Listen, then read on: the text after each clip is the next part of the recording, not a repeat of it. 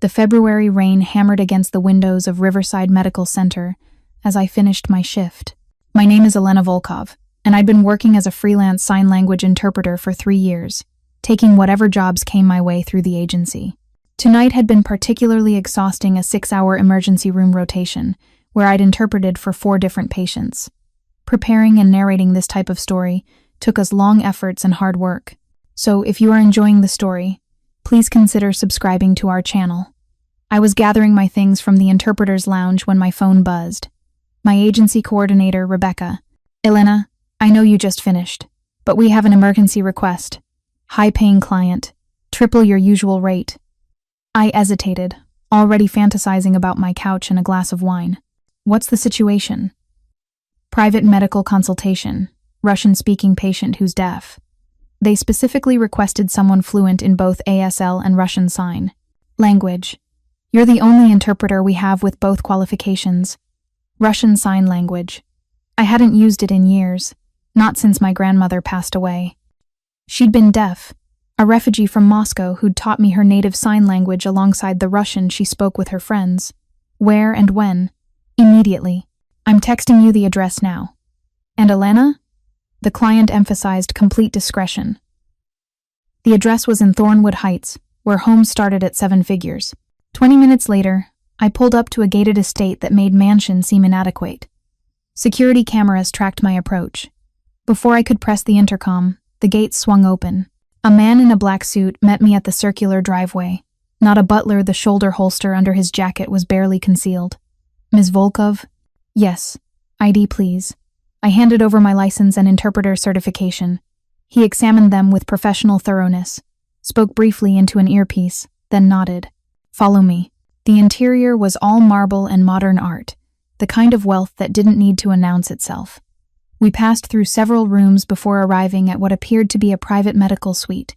A doctor I recognized from the hospital stood beside an examination table where a young woman sat, perhaps 19 or 20, with long dark hair and tear-streaked cheeks. Her hands moved frantically, desperately, but the doctor could only shake his head in helpless incomprehension. Thank God, he said when he saw me. She's been trying to communicate for 20 minutes. I can't understand what she needs. I approached slowly, making sure the young woman could see me before I began signing. Hello, my name is Elena. I'm here to help interpret. Are you in pain? Her eyes widened with relief so profound it was almost heartbreaking. Her hands flew in response. Russian Sign Language mixed with obvious distress. My brother. I need my brother. They won't let me see him. Please. I need to tell him. Something important. What do you need to tell him? The men who came to the house earlier, I saw them on the security cameras. I recognized one from the photos my brother showed me. He said if I ever saw this man, I should tell him immediately. But no one understands me. A chill ran down my spine. What had I walked into? Before I could respond, the door opened. The temperature in the room seemed to drop. He was tall, perhaps 6'3", with dark hair and eyes like chips of Arctic ice. The suit he wore probably cost more than my car, but it wasn't his appearance that made my breath catch. It was the way everyone in the room deferred to him. The security guard stepping aside, the doctor's posture shifting to something between respect and fear. His eyes swept the room and landed on me. Who are you? Elena Volkov. I'm the interpreter your people requested. My people? He moved closer, and I resisted the urge to step back. I didn't request an interpreter. The young woman on the examination table began signing frantically, calling for his attention. His gaze shifted to her, and something in his expression softened the only crack in his otherwise impenetrably facade.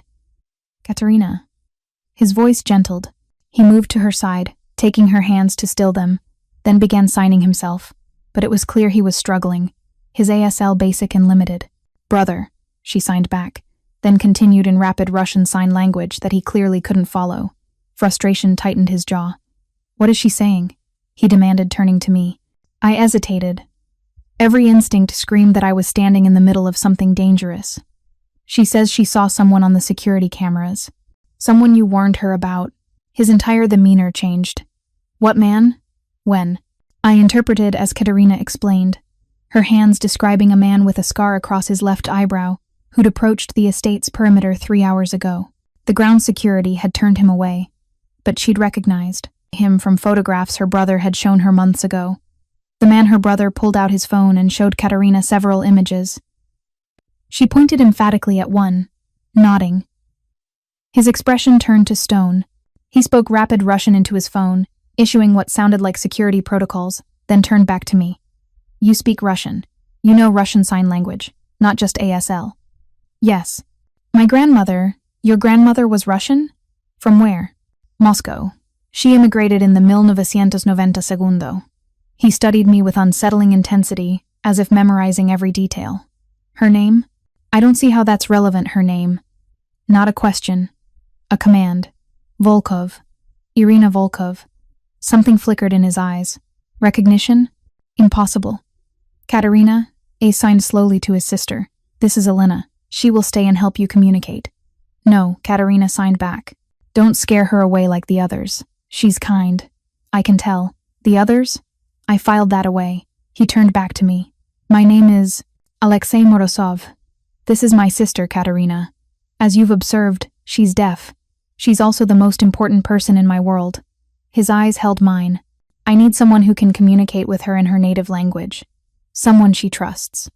I'm just an interpreter. I work through an agency, not anymore.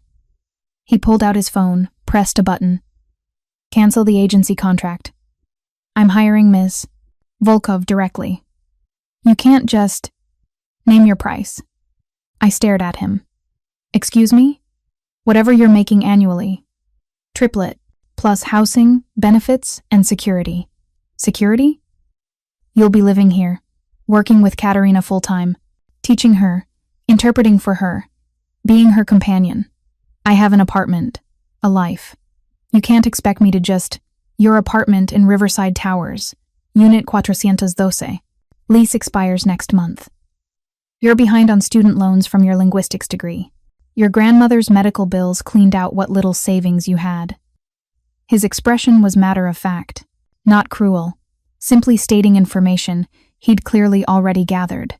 I'm offering you a way to eliminate all of that, plus a salary that will ensure you never struggle again. My blood ran cold. You investigated me? In the 20 minutes since I arrived? I had you investigated the moment the agency confirmed your qualifications. I don't bring people into my home, near my sister, without knowing exactly who they are.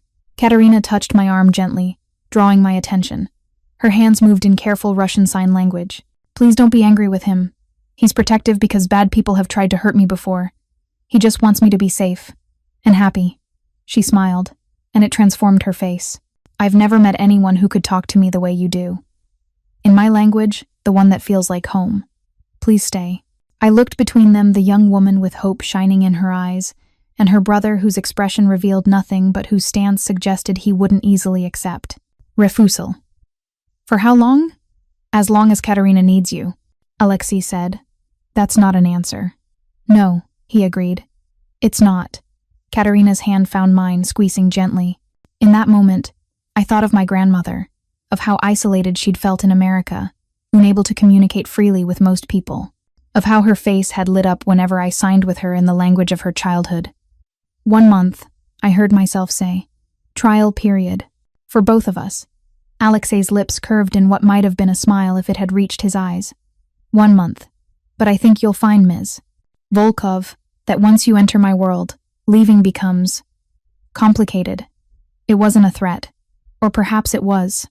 I couldn't tell. What I didn't know then was that he was right. Within a week, I would be hopelessly entangled in the Morozov family's secrets. Within 2 weeks, I would witness something that would make leaving impossible. And within a month, I would realize that Alexei Morozov hadn't hired me just for his sister. He'd been looking for someone like me for a very long time. The guest house was larger than my entire apartment. Floor-to-ceiling windows overlooked manicured gardens lit by soft landscape lighting. The furniture was expensive but comfortable. Someone had actually put thought into making it livable rather than just impressive.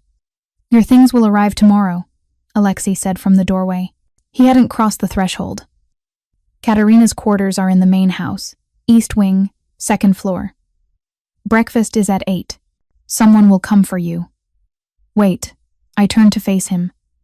What exactly am I walking into here? You mentioned bad people trying to hurt Katerina. The man she saw on the cameras. What's really going on? His jaw tightened. What do you know about my family, Miss Volkov? Nothing. Should I? That's refreshing. He stepped inside now, closing the door behind him. My father built an import-export business. Very successful. Very complicated. When he died 2 years ago, I inherited both the legitimate enterprises and the complications. You're talking about criminal activity. I'm talking about a world that existed before I was born, one I'm trying to extract my family from. His eyes met mine. Katerina knows nothing about this. She was 8 when our mother died, 12 when our father decided to send her to a private school in Switzerland to keep her away from his business. She lived there until 6 months ago, when I finally convinced the old guard I was in control enough to bring her home safely. And the man she saw? Works for people who don't want me legitimizing the family business. They prefer the old ways, the profitable ways. He moved to the window, hands in his pockets. Katerina being deaf made her vulnerable in their eyes. They've tried twice to use her as leverage against me. My stomach dropped. Kidnapping? The first attempt failed because she saw them coming on the security cameras and locked herself in a panic room. The second failed because I'd already tripled her security detail. He turned back to me. She has nightmares, anxiety attacks. The doctors say she needs stability, normalcy, connection. But every interpreter we've hired has either been intimidated by the security measures or by me. The longest one lasted 3 weeks. And you think I'll be different? You didn't flinch when I laid out your financial situation. You negotiated a trial period instead of taking my first offer. And Katerina smiled at you, genuinely smiled within 5 minutes of meeting you. His expression softened slightly. That hasn't happened with anyone except me in months. I walked to the window, processing. Below, I could see security patrolling the grounds, discreet but definitely armed. You said your grandmother's name was Elena Volkov. Yes. Moscow. Immigrated in the 1992. Yes. Why? He was quiet for a moment. My mother's maiden name was Volkov. She had a sister who disappeared during the Soviet collapse. Family legend said she made it to America. The room tilted slightly. That's impossible. Is it? What was your grandmother's sister's name? She never spoke about her family. She said it was too painful. But even as I said it, I remembered the photograph hidden in her jewelry box. 2 young women, arms around each other, the Kremlin visible in the background. My grandmother had tears in her eyes whenever she looked at it. My mother's name was Oksana Volkov before she married. Alexei pulled out his phone, scrolled, then held it out to me. The photograph showed a woman in her 30s, elegant, laughing. She had my grandmother's eyes. My eyes. This was taken a year before she died, he said quietly. Before the cancer. I couldn't breathe. Katerina is my cousin? Second cousin, technically, if our grandmothers were sisters. He pocketed his phone. I had my people run the investigation as soon as the agency mentioned your grandmother's name. The timeline fits. The geographic details fit. And looking at you now, standing in the same light my mother used to love. He shook his head. The resemblance is remarkable. Does Katerina know? Not yet. I wanted to tell you first. Give you the choice of whether to tell her.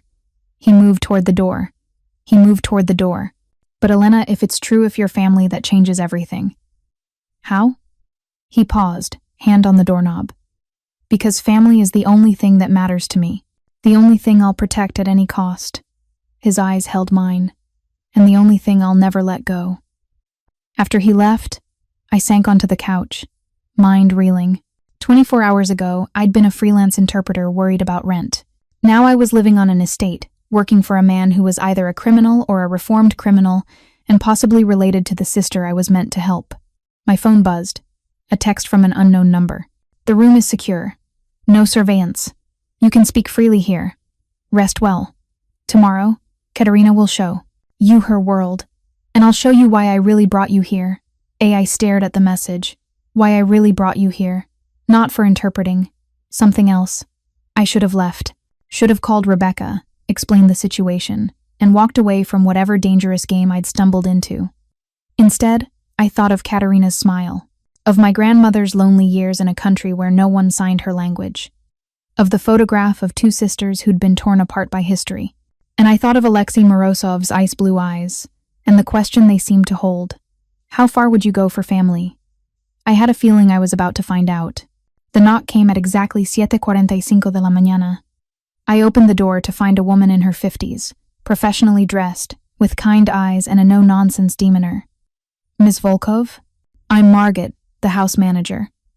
I'll take you to breakfast. Her accent was faintly German. Mr. Morozov and Miss Katerina are already in the morning room. I'd barely slept, churning with questions, but I'd managed to make myself presentable in the clothes I'd worn yesterday. My things were supposed to arrive today, but for now, this would have to do. The morning room was all windows and natural light, overlooking the gardens. Katerina sat at a table laden with breakfast foods, already signing animatedly to her brother. Alexei was in shirt sleeves, hair slightly damp from a shower, looking more human than he had last night. He stood when I entered. Elena, coffee? Please. Katerina's face lit up when she saw me. Elena, you stayed. I was worried you wouldn't come back. I promised I'd stay for a month. I signed back.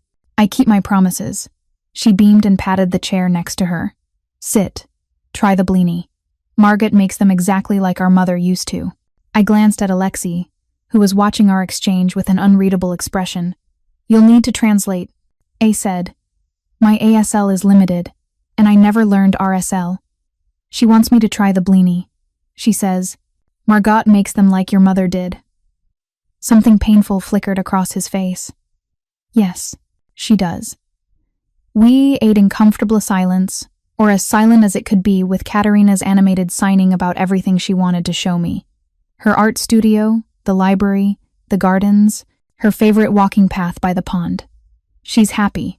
Alexei signed slowly to me when Katerina was distracted by her food. She's lonely. I signed back, happy to have someone who understands her. His jaw tightened. I understand her. You understand her heart, but not her words. There's a difference. He stared at me for a long moment, then nodded slowly. An acknowledgement, perhaps even an admission of defeat. After breakfast, Katerina tugged me toward the door, eager to begin the tour. But Alexei's voice stopped me. Elena, a word. Katerina, give us a moment. Katerina rolled her eyes but smiled, clearly used to her brother's protectiveness. She wandered toward the windows, examining the gardens. Alexei moved closer, lowering his voice. Last night I said I'd show you why I really brought you here. That conversation happens tonight. My office, 9 p.m. But first I need to know something. What? If it's true if our mothers were sisters, does that change your willingness to work here? To help Katerina? I thought about it. It makes me more committed to helping her, but more wary of you. Good. His lips curved slightly. You should be wary of me, Elena. I'm not a good man. I'm a man trying to become better. But the road is difficult. The people I'm dealing with are dangerous. And having you here, if you're family. He ran a hand through his hair, a gesture of rare vulnerability. It makes you a target too. Then why tell me to stay? Because Katerina needs you, and because... He stopped, seeming to struggle with the words. Because my mother made me promise something before she died. She made me swear that if I ever found her sister, or her sister's family, I would bring them home, that I would take care of them. His eyes met mine. I don't break promises to my mother. Before I could respond, his phone buzzed. He glanced at it, and his expression hardened instantly. Take Katerina to the East Wing. Show her your art supplies, keep her occupied. He was already moving toward the door, speaking rapidly in Russian into his phone. What's wrong? Katerina signed, picking up on the sudden tension. Just business, I signed back, forcing a smile. Show me your studio? She hesitated, looking after her brother's retreating form with worry, but then nodded. As we left, I heard Alexei's voice echoing from somewhere deeper in the house, cold and commanding. Every inch the dangerous man he'd warned me about. And I realized that whatever I'd walked into, whatever secrets this house held, I'd just crossed a line. There was no going back now. Katerina's art studio was a converted sunroom on the 3rd floor, all glass walls and natural light. Canvases lined the walls, some finished, others in various stages of completion. The work was stunning. Bold colors, emotional depth, abstract forms that seemed to pulse with feeling. "You're incredibly talented," I signed, genuinely awed. She smiled shyly. "Painting is how I talk when no one can understand me. Before you came, it was my only real voice." The weight of that statement settled over me. I moved closer to examine a particular piece, dark blues and grays swirling around a single point of golden light. "What's this one about?" She stood beside me, her hands moving thoughtfully. That's how I felt when Alexei brought me home from Switzerland. Everything was dark and confusing, but he was the light, the one constant. Her expression grew sad. "But he's so busy now, so worried. I see it even when he tries to hide it from me. He loves you very much. I know, but love can be a prison too, can it?" She turned to me. "All the security, the guards, never being able to go anywhere without an armed escort. He thinks I don't understand, but I do. I see the guns. I see how people look at him with fear." Her hands trembled slightly. "What did our father do, Elena? What world did he leave us in?" I didn't know how to answer that. How much did she really understand? How much should I tell her? Before I could decide, my phone buzzed. A text from Alexei. "Situation contained, but we need to talk sooner than planned. My office, 1 hour. Bring Katerina." I showed her the message. She read it and her face paled. "He never includes me in his business meetings. Something's wrong. He just wants to talk to us, together." But even as I signed it, I felt the lie in my hands. Alexei's office was on the first floor, behind a door that required both a keycard and biometric scan. The security guard who'd escorted us, a different man from last night, but cut from the same cloth, opened it for us. The room was surprisingly sparse. A massive desk, floor-to-ceiling bookshelves, a sitting area with leather furniture. But what caught my attention were the screens on one wall showing various security camera feeds from around the estate. Alexei stood by the window, still on his phone, but he ended the call when he saw us. "Sit," he said, then signed it as well for Katerina's benefit. We settled on the leather couch. It took the chair across from us, leaning forward with his elbows on his knees, a posture that somehow made him seem both more approachable and more dangerous. "Katerina, I need you to listen carefully to what I'm about to tell you. Both of you." Katerina's hand found mine, squeezing tight. "The man you saw on the cameras yesterday, his name is Dimitri Sokolov. He works for the Volkov Bratva." I felt Katerina tense beside me. Even she recognized that term. Bratva, brotherhood, the Russian Mafia. "Our father," Alexei continued, signing as he spoke so Katerina could follow, "was involved with these people for 40 years. His business, our family's wealth, it's built on their foundation. Shipping, imports, money laundering, protection rackets." His jaw tightened. "I've spent the last 2 years trying to separate our legitimate holdings from their criminal enterprises, trying to go clean." "Why didn't you tell me?" Katerina signed, tears welling in her eyes. "Why did you lie?" "I didn't lie. I protected you." "There's a difference." He looked at her with such raw pain that even I felt it. "You were a child, Katia. A child who'd already lost both parents. You didn't need to know that our father was a criminal. That the reason Mother died when she did was the stress of his lifestyle. The fear. The constant danger." He stopped, composing himself. "But now you're 20 years old. And Dimitri Sokolov showing up here means they've escalated their timeline.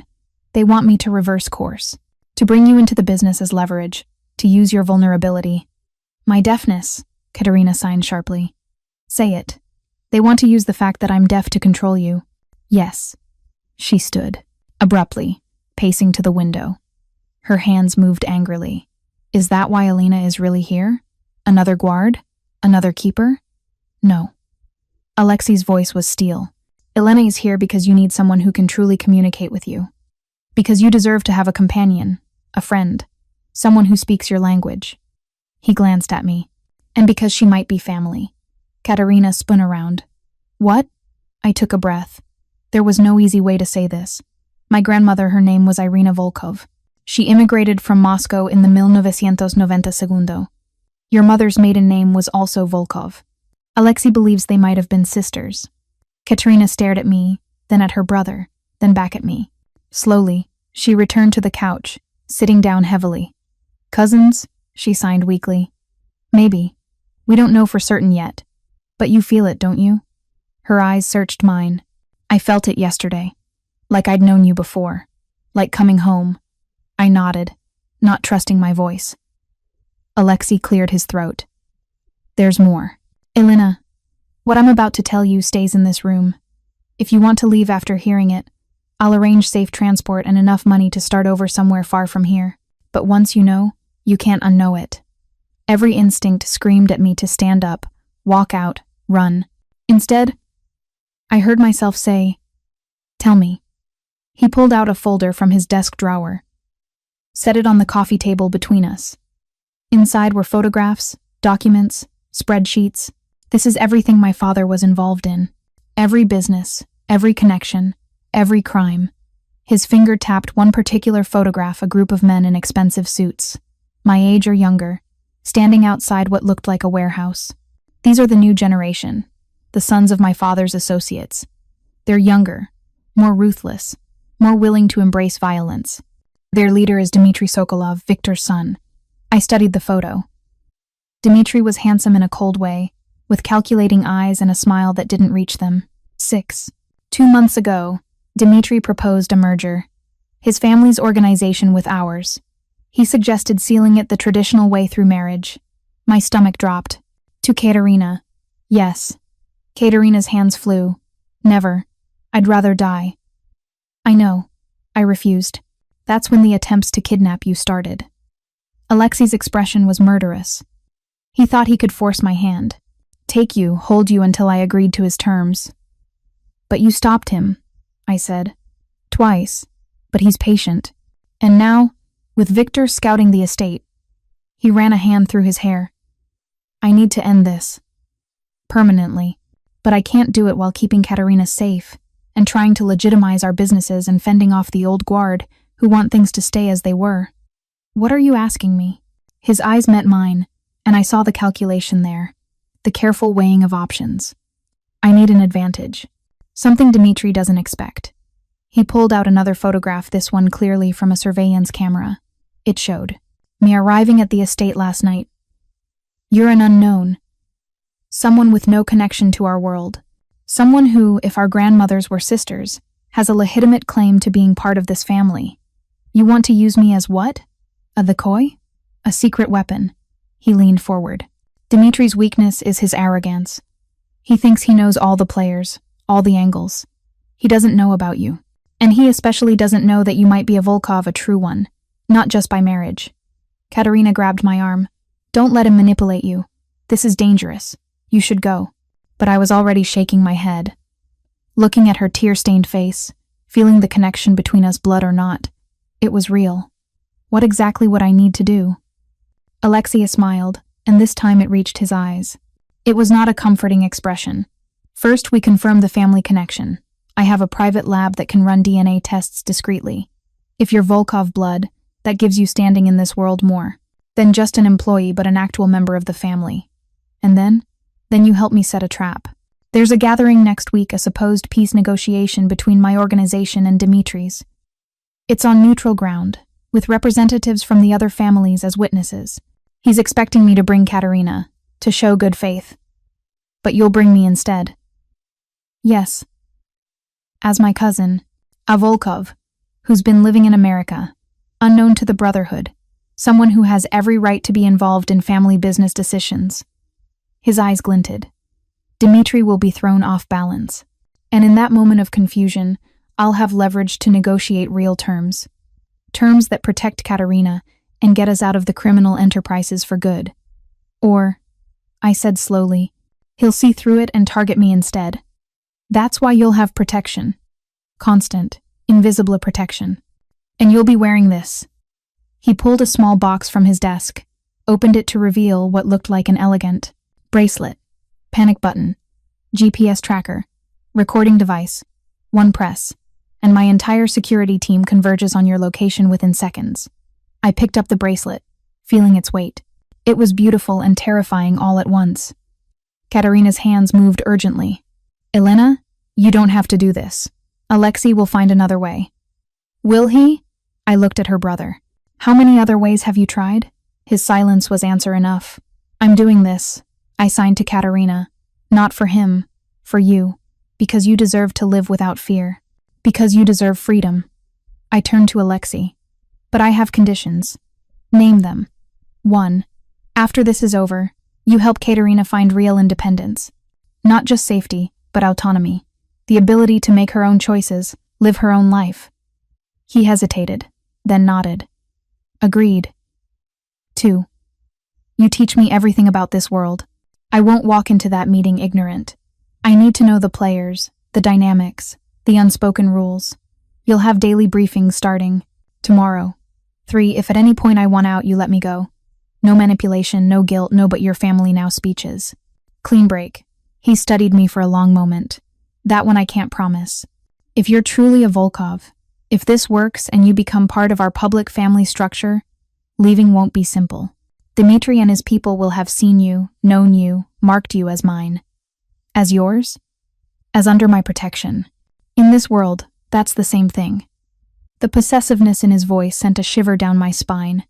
Whether from fear or something else, I couldn't quite tell. Then, I'll rephrase condition 3. You give me every tool, every resource I need to stay safe, including the truth, always. No more secrets, no more surprises. Agreed. He extended his hand. I shook it. His grip was firm, warm, and entirely too distracting. Katerina made a noise between a laugh and a sob. You're both insane. Completely insane. Maybe I signed back, but we're insane together. That counts for something, right? She threw her arms around me, holding tight. Over her shoulder, I met Alexei's gaze. Something passed between us, an understanding, perhaps, or a warning. I'd just agreed to enter a world of violence and secrets, to pretend to be someone I might actually be, to put myself in danger for a family I'd only just met. My grandmother would have called me a fool, but as I held Katerina and watched the relief wash over Alexei's face, I thought maybe, just maybe, I was doing exactly what my grandmother would have done, fighting for family, no matter the cost. The DNA test took 15 minutes to administer and 72 hours to process. In those 3 days, my life transformed completely. My belongings arrived from my apartment, what little I'd accumulated in 3 years of scraping by. Unpacking them in the guest house felt surreal, like watching someone else's life being carefully archived. Alexei had been true to his word about paying off my debts. I received confirmation that my student loans had been settled in full, along with my grandmother's remaining medical bills. The money should have felt like freedom. Instead, it felt like golden handcuffs clicking into place. My briefings with Alexei began the next morning. He'd converted a small library off his office into what he called our war room. Maps, photographs, organizational charts, the entire structure of the Russian Bratva in America, laid out like a family tree of crime. There are 5 major families, he explained, pointing to the top tier of the chart. The Morozovs, us.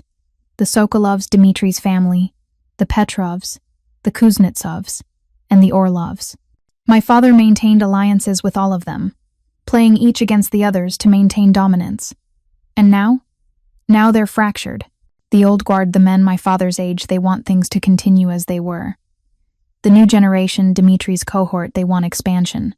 More violence, more risk, more profit. He traced a line connecting several photos. I won out entirely, which makes me a threat to both sides. I studied Dimitri's photograph more closely. Late 20s, expensively dressed, but there was something in his eyes that made my skin crawl. A coldness that went beyond mere calculation. Tell me about him. Not just the business, who he is. Alexei leaned against the desk, arms crossed. Dimitri Sokolov is everything his father wasn't. Victor is brutal but pragmatic. Dimitri is brutal and enjoys it. He sees people as assets or obstacles, nothing in between. And Katerina? His jaw tightened. To him, she's the ultimate asset. A deaf woman married to him would be the perfect wife in his eyes. Unable to overhear his business. Unable to testify against him, completely dependent on him for communication with his world. Rage flashed through me.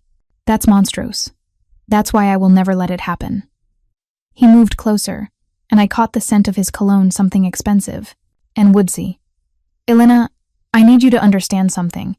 At this meeting, Dimitri will try to charm you. He's very good at it. Women find him attractive, charismatic.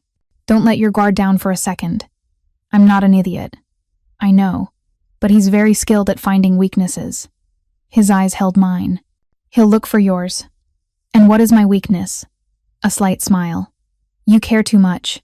You see someone in pain like Katerina and you can't walk away. It's admirable. It's also dangerous. Rich, coming from someone who's trying to save his sister while dismantling a criminal empire. Tuche. He handed me a folder. Memorize these faces. These are the people who'll be at the meeting. Allies, enemies, and those who haven't decided yet. I spent the afternoon studying the dossiers. Each person had a history, connections, weaknesses. It read like a Shakespearean drama written in blood and money. That evening, Katerina found me in the garden. I'd needed air, space to think. She sat beside me on the stone bench, her presence comfortably. You're scared, she signed. Terrified. Then why do this? I watched the sunset paint the sky in shades of amber and rose, because I had a grandmother who died alone in a country where almost no one could speak her language. Because she used to hold that photograph of her and her sister and cry. Because family, real family, is worth fighting for. Even family you just met? Especially family you just met. Because we have a chance to start fresh. To be better than the generation before us. She was quiet for a moment, then signed. Alexei likes you. I felt heat rise to my cheeks. He hired me for a job. He looks at you the way our father used to look at our mother in old photographs. Before everything went bad. Her hands moved gently, carefully, like you're the solution to a problem he didn't know he had. That's not we're not, I'm just saying be careful. My brother doesn't do anything halfway. If he decides he wants you in his life, beyond this plan, you won't have much choice in the matter. I wanted to argue, but remembered the possessiveness in his voice. Marked you as mine. He doesn't own me, I signed firmly. Katerina smiled sadly. That's what our mother used to say too. The DNA results came back on the third day. Alexei summoned me to his office at midnight, an odd choice, until I realized he wanted privacy from the household staff. He handed me a sealed envelope without preamble. I haven't opened it. I thought you should do it. My hands trembled as I broke the seal. The technical language blurred together, but the conclusion was clear. Genetic analysis confirms second-degree familial relationship. Subject shares approximately 25% DNA with reference sample, Morozov, Katerina. Consistent with grandparents being siblings. Probability of relationship, 99,97%. I sank into the chair. It's true. We really are cousins. Yes. Alexei's voice was soft. You're a Volkov, by blood, which means my mother and your grandmother were sisters, just as we suspected. I looked up at him. Your mother, Oksana. Did she know? Did she ever try to find Irina? He moved to the window, gazing out at the darkened grounds. My mother kept journals. After she died, I found them in her study. She wrote about her sister constantly, the guilt of surviving when so many didn't. The hope that somewhere Irina had made it out. She hired private investigators over the years, but the trail always went cold. My grandmother never spoke of her. Not once. I only knew about the photograph because I found it after she died. Grief makes people hide their pain in different ways. He turned back to me. But this finding you, it would have meant everything to her. And it means everything to Katerina. And to you? He crossed the room, stopping directly in front of me. Close enough that I had to tilt my head back to meet his eyes. To me, he said quietly. It means I can protect you with the full weight of the Morozov. It means no one can touch you without going through me first. And it means... He stopped, seeming to reconsider his words. What? It means you're not leaving. Not after the meeting, not after Dimitri is dealt with. You're family now, Elena. And I protect what's mine. There it was again. That possessive edge that should have frightened me, but instead sent electricity down my spine. I'm not a possession. No, you're family, which is infinitely more valuable. He reached out, and for a moment, I thought he might touch my face. But instead, he picked up a small box from his desk. This was my mother's. It's yours now. Inside was a necklace, a delicate gold chain with a pendant bearing the Volkov family crest. I recognized it from my grandmother's photograph. Alexei, I can't. You can. You must. At the meeting, you'll need to look the part. The lost Volkov daughter returned home. His fingers brushed mine as I took the necklace. Wear it. Let Dimitri see that you belong to this family. That touching you means war. I fastened it around my neck, feeling its weight settle against my collarbone. In the mirror behind Alexei's desk, I caught my reflection, and for a moment, I saw my grandmother, saw the woman in that photograph, young and fierce, and ready to face the world. When is the meeting? 4 days, Saturday night. Neutral ground, the Petrov family estate. All 5 families will have representatives present. He handed me another folder. This is your cover story. Memorize every detail. You grew up in America, raised by Irina after your parents died in a car accident when you were 5. You knew nothing of the family business until I found you 3 months ago. You're here to learn about your heritage and decide if you want to be involved in the legitimate business interests. Will they believe it? Some will, some won't. But they'll have to accept it because the DNA doesn't lie. You are Irina's granddaughter. You are Oksana's niece. You are my cousin. His expression hardened, and anyone who questions that will answer to me. The vehemence in his voice should have been comforting. Instead, it highlighted just how deep I'd waded into dangerous waters. I should go, I said, standing. Let you get back to work. Elena. His voice stopped me at the door. Thank you. For staying. For doing this. For being brave enough to walk into a world that would terrify most people. I'm terrified too. I know. That's what makes it brave. A pause. Sleep well. Tomorrow we begin combat training. I turned. Excuse me? His smile was wolfish. You didn't think I'd send you in there without teaching you how to defend yourself, did you? Combat training, it turned out, meant learning from Viktor Kozlov, the head of Alexei's security team, a different Viktor than the one who'd scouted the estate. This Viktor was built like a tank and had the personality of a particularly stern professor. Your advantage, he said in thickly accented English, circling me on the gym mat, is that you are small, female, and they will underestimate you. Your disadvantage is that you are small, female, and they are trained killers. Inspiring speech. I don't inspire, I prepare. He demonstrated a wrist release technique. In close quarters, you will not overpower them. You must be faster, smarter. Use their momentum against them. We spent 3 hours drilling basic self-defense moves. By the end, I was bruised, exhausted, and had successfully flipped Viktor onto his back exactly once, which he claimed was beginner's luck. Alexei watched from the corner, arms crossed, expression unreadable. When Viktor finally dismissed me, Alexei approached. You're stronger than you look. Thanks, I think. Tomorrow, weapons training. Viktor will teach you to shoot. Is that really necessary?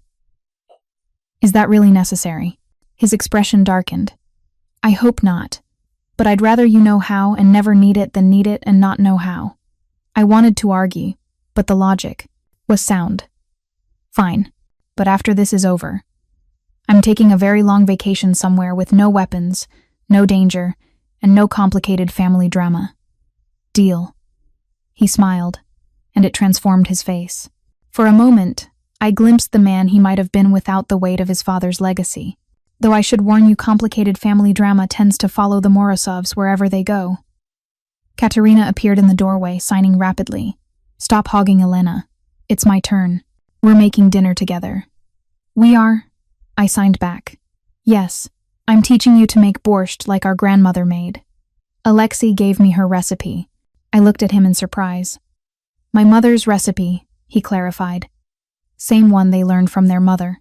I thought if you're going to be a Volkov, you should know how to make proper borscht. The thoughtfulness of it caught me off guard. This dangerous man, this criminal trying to go straight, had somehow thought to preserve a family recipe for me. Thank you, I said, softly. His eyes held mine for a moment too long, something unspoken passing between us. Then Katerina grabbed my hand, pulling me toward the kitchen, and the moment broke. But as I left, I felt his gaze on my back, heavy and warm, and entirely too complicated. Saturday arrived far too quickly. I stood in my guest house, staring at my reflection. The dress Alexei had selected was elegant but not ostentatious deep emerald silk that brought out the green in my eyes. My grandmother's Irina's necklace gleamed at my throat. My hair was styled in a way that highlighted my bone structure, makeup subtle but polished. I looked like I belonged in this world. That was the most terrifying part. A knock. Alexei entered without waiting for permission, stopping short when he saw me. Krasivaya, he murmured in Russian. Beautiful. The dress is doing most of the work. No, it's not. He crossed to me and I caught that woodsy scent again. He adjusted my necklace slightly, fingers brushing my collarbone. Remember your training, remember your story, and remember you are not alone. I will be there. Victor will be positioned outside. You're wearing the panic bracelet. I held up my wrist, showing the elegant trap. Good. His hand settled on my shoulders. Elena, if at any point you feel unsafe, if anything goes wrong, I press the button, and your entire security team descends like the wrath of God. I know. I'm serious. Don't try to be a hero. Don't improvise. Stick to the script. Alexei. I placed my hand over his. I've got this. Trust me. His jaw worked. I do trust you. That's not the problem. The problem is, I don't trust them. Then we're on the same page. He smiled slightly, then pulled a small box from his pocket. One more thing. This was my mother's engagement ring, before my father upgraded to something more ostentatious. I want you to wear it. On your right hand, it signifies family, not marriage. The ring was beautiful, a simple sapphire, surrounded by small diamonds. I slipped it on, and it fit perfectly. How did you know my size? I pay attention. He didn't elaborate. Katerina appeared behind him, dressed elegantly but staying home with double the usual security. She hugged me fiercely. Come back safe, she signed. And don't let Dimitri's charm fool you. He's a snake in an expensive suit. I'll remember that. And Elena? She pulled back, her eyes serious. Don't fall for my brother either. He's a snake in an expensive suit too. Just a slightly better one. I laughed despite my nerves. Noted. The drive to the Petrov estate took 40 minutes. I rode in Alexei's armored SUV, with Victor driving and 2 more security vehicles flanking us. The sun was setting, painting the sky in shades of blood and gold. Last chance to turn back, Alexei said quietly. Not a chance. He took my hand, squeezed it once. Remember you're Elena Volkov, granddaughter of Irina, niece of Oksana. You have every right to be there. Every right. To claim your place in this family. And if Dimitri doesn't see it that way? His smile was cold. Then he'll learn why no one crosses the Morozovs. The Petrov estate appeared through the trees, a massive stone mansion lit up like a beacon. Cars lined the circular drive, each more expensive than the last. Security personnel stood at every entrance, discreet but clearly armed. We were entering the lion's den, and I was about to find out if I could walk among predators without becoming prey. Alexei helped me from the SUV, his hand settling possessively at the small of my back as we climbed the steps. Stay close to me, he murmured. Smile. Look confident. You're a Volkov returning home, act like you own the place. The doors opened. The game was about to begin. The drive back to the estate was a blur of speed and tension. Alexei was on the phone the entire time, barking orders in rapid Russian, his knuckles white as he gripped the armrest. I sat rigid beside him, the panic bracelet, heavy on my wrist, my mind racing with worst-case scenarios. Victor has Katerina in the safe room, he said, ending another call. She's unharmed. 3 men breached the perimeter. 2 are in custody. The third, his jaw clenched, is dead. He pulled a weapon on the security team. Dimitri? Too soon to tell, but the timing is too perfect to be coincidence. His eyes blazed with cold fury. He wanted to send a message, show me that even my home isn't safe, that he can reach Katerina whenever he wants. The estate appeared through the trees, lit up like a fortress under siege. Security vehicles blocked the drive, armed men positioned at every entrance. We were through the gates before the SUV fully stopped, Alexei pulling me behind him as we ran inside. The east wing was chaos, more security personnel, Margot directing staff to secure the windows, and Victor Sr., standing guard outside a reinforced door. He nodded to Alexei. She's inside, shaken but unharmed. She's been asking. For both of you. Alexei pressed his palm to a biometric scanner. The door clicked open, revealing a windowless room outfitted like a luxury bunker. Katerina sat on a couch, wrapped in a blanket, her face pale but composed. The moment she saw us, she launched herself at me, her hands flying in frantic Russian sign language. They came for me. Just like before. I saw them on the cameras and I ran, but they were so fast. You're safe now, I signed back, holding her tight. We're here. You're safe. Alexei knelt beside us, his hands joining the conversation. Did you see their faces? Recognize anyone? She nodded, pulling away to retrieve her tablet. She pulled up the security footage and pointed to a frozen frame. The man's face was clearly visible young, maybe mid-20s, with a distinctive tattoo on his neck. That's Yuri Kozlov, Alexei said grimly. One of Dimitri's crew. He's been with the Sokolovs for 5 years. He showed the image to Victor. Get this to the men holding the other two. I want confirmation they're all Dimitri's people. Why? Katerina signed, tears streaming down her face. Why does he want me so badly? I'm nobody. You're not nobody, I cut her off firmly. You're brilliant and kind and strong, and he wants you because he sees you as a way to control your brother. But that's not going to happen. How can you be sure? I looked at Alexei, whose expression was carved from stone. Because your brother will burn down the entire world before he lets anyone hurt you. Damn right. Alexei said aloud, even though Katerina couldn't hear him. He pulled out his phone. Petrov needs to know. This was an act of war. The next 2 hours were a whirlwind. The captured men confirmed they were Dimitri's, hired to retrieve Katerina and bring her to a secure location. One of them, under pressure from Victor's interrogation methods, I chose not to think about too carefully, revealed that Dimitri had planned it the moment he learned Katerina would be unprotected during the meeting.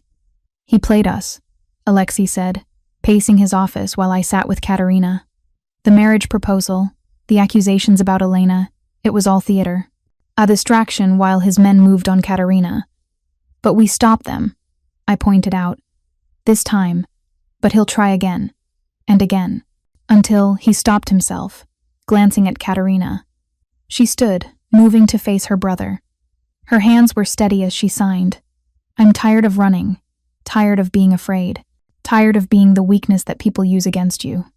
She looked at both of us, so we end this, tonight. We finish Dimitri once and for all.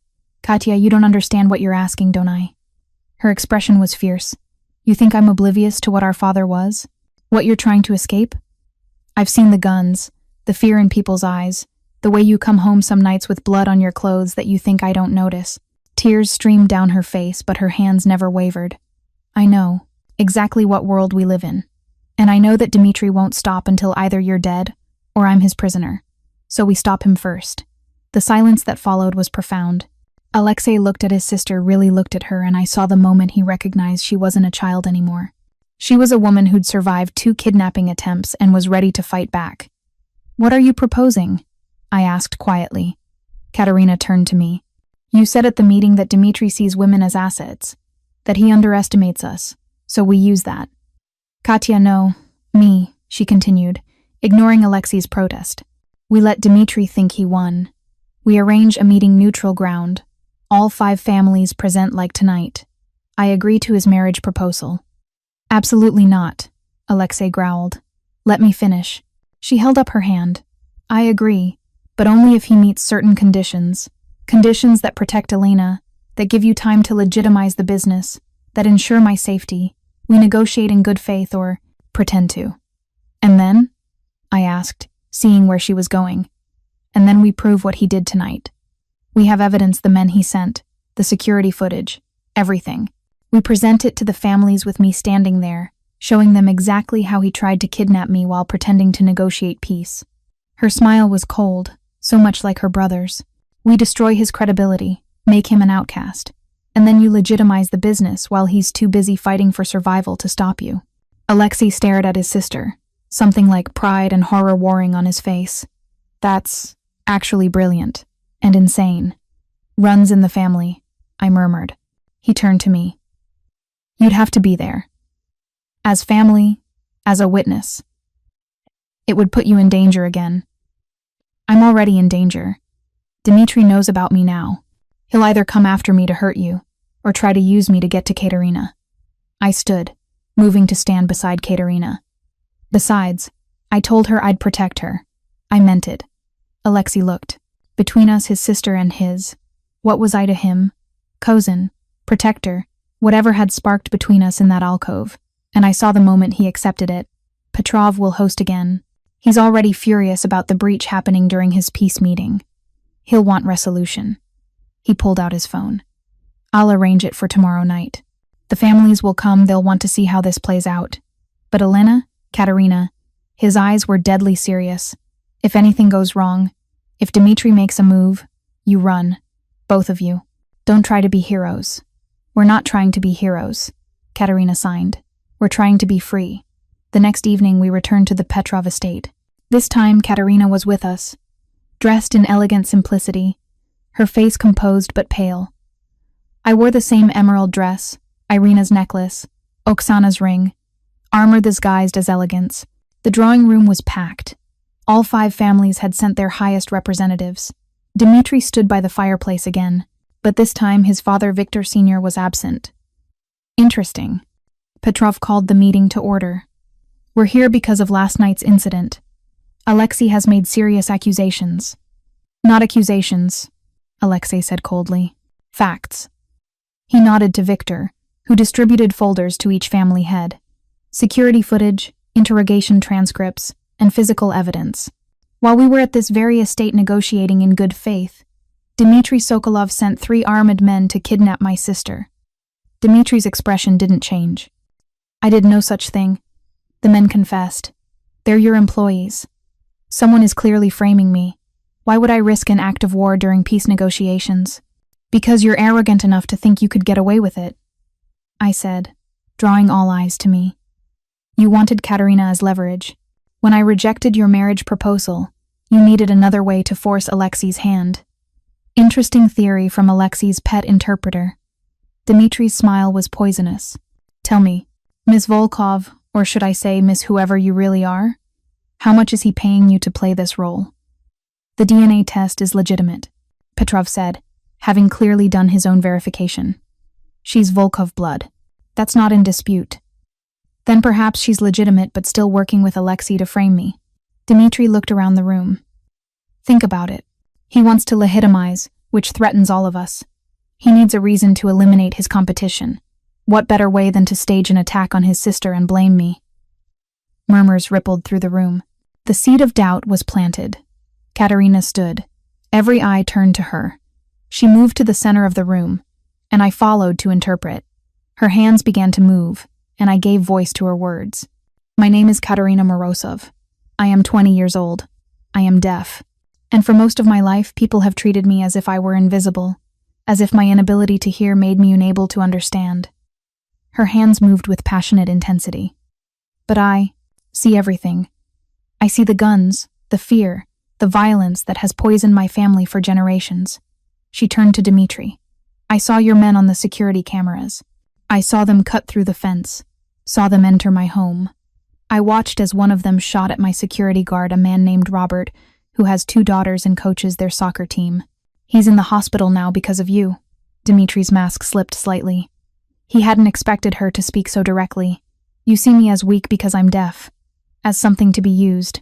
But I'm standing here telling you, telling all of you, she looked around the room, that I will not be used anymore. Not by you, not by anyone. I am not a bargaining chip. I am not leverage. I am a person, and I deserve respect. The room was silent except for my voice translating her words.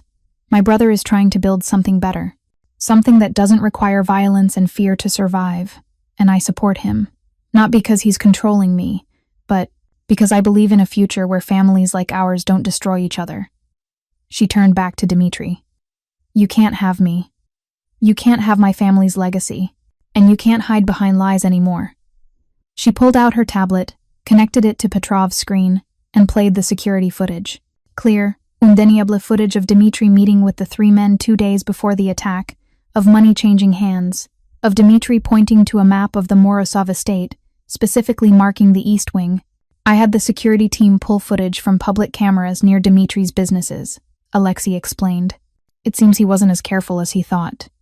Dimitri's face went white, then red. This is fabricated. The digital forensics are available for any family who wants to verify, Petrov said coldly. I've already had my people check. It's authentic. He turned to Dimitri with disgust.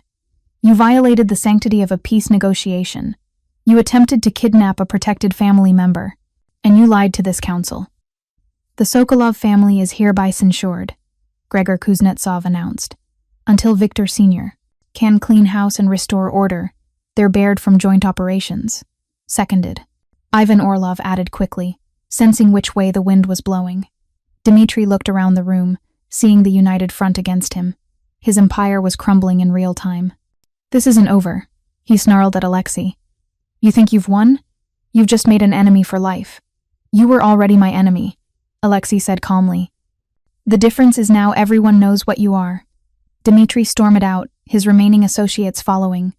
The moment he was gone, the tension in the room eased. Petrov approached us. Well played, Morozov, and Miss Volkov, both of you. You have courage.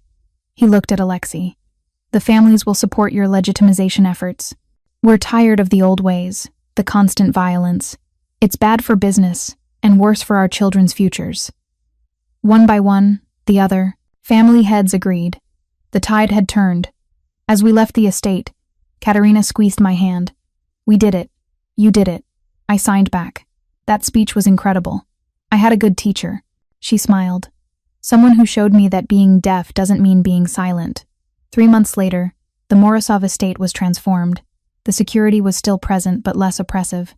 Katerina had started teaching ASL classes to inner-city kids, finally finding her purpose. And Alexei had successfully divested from the last of the criminal enterprises, transitioning fully to legitimate business operations.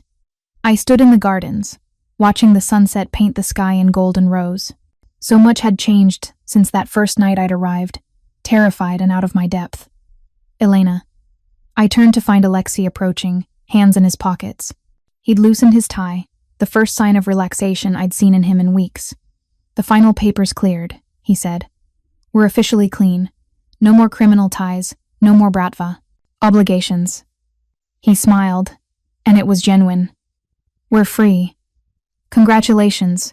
You did it. We did it. He moved closer. Katerina, you, me, we did it together. I couldn't have without you. We stood in comfortable silence for a moment. Then he cleared his throat. About that kiss. In the alcove. My heart rate picked up. What about it? I said it was something I didn't expect to feel. His ice blue eyes met mine. That was a lie. Or at least, not the whole truth. Alexei. I've been feeling it since the moment you stood up to me that first night. Since you negotiated a trial period instead of just taking my offer. Since you stayed when anyone sensible would have run. He reached out, tucking a strand of hair behind my ear. You're brilliant, brave, and entirely too reckless. You challenge me, frustrate me, and make me want to be the better man I'm trying to become. That's a lot of feelings. I managed, my voice barely above a whisper. I'm Russian. We feel things. Dramatically. His thumb traced my jawline. The trial period is over. You can leave any time. No obligations, no golden handcuffs. But I'm asking you, begging you to stay. Not as an employee. As family. As he hesitated as whatever you want to be. I thought about my tiny apartment, my struggling freelance career, my lonely existence before all this. Then I thought about Katerina's laughter, Margot's blini, the weight of Irina's necklace against my collarbone, the feeling of belonging somewhere, to someone. And I thought about the man in front of me, complicated, dangerous, trying desperately to be better. The man who'd kissed me like I was the answer to a question he'd been asking his whole life. I'm staying, I said. But not for the money or the security or even just for Katerina. Then why? I stepped closer, close enough to feel his warmth. Because somewhere between fighting Russian mobsters and teaching your sister to trust again, I fell in love with you. The real, you, not the Ice King, not the criminal trying to go straight. Just Alexei, the man who keeps his promises and protects what he loves, even when it costs him everything. His eyes widened, vulnerably in a way I'd never seen. Elena, I kissed him. Unlike the desperate claiming in the alcove, this was soft, sweet, full of promise. His arms wrapped around me, pulling me close, and I felt safe in a way I never had before. When we finally pulled apart, he rested his forehead against mine. I love you too, he murmured in Russian. Moja krasavitsa, my beautiful girl, my family, my home. You're equal, I corrected gently. He laughed. Yes, that most of all.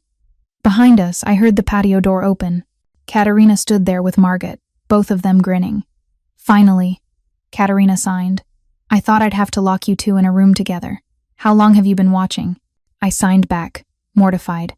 Long enough. She bounced over, pulling us both into a hug. This makes us really family now, right? Not just cousins, but don't say it. Alexei groaned. Sister-in-law eventually? I laughed, feeling lighter than I had in years. Let's take it one day at a time. But as Alexei's hand found mine, fingers interlacing, I knew the truth. I'd found my sanctuary in the last place I'd expected, in a house full of secrets, with a deaf girl who needed a voice and a dangerous man trying to find redemption.